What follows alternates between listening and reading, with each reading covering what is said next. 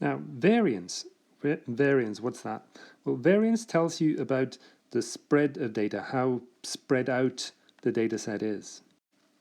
Variance is also directly related to the standard deviation. So if you have the variance, this is equal to the standard deviation squared.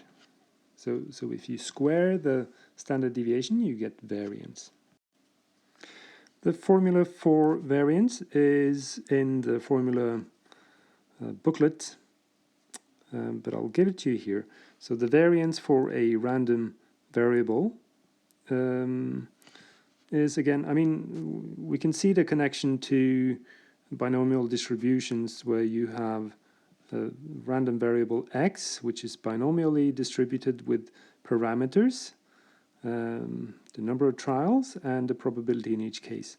And the same parameters pop up in this formula for variance, where you have the number of trials multiplied with the probability in each case, multiplied with 1 minus the probability. So this is what it looks like. Just frame that for posterity.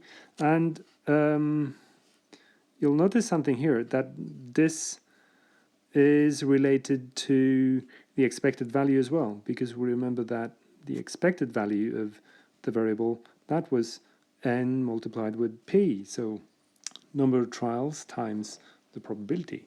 So actually the variance can also be found by taking the expected value and multiply that with 1 minus p. In the next video, we'll see how variance changes when you change the number of trials and when you change the probability.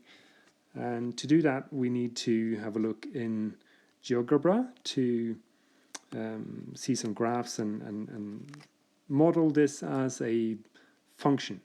So we'll look at variance as a function.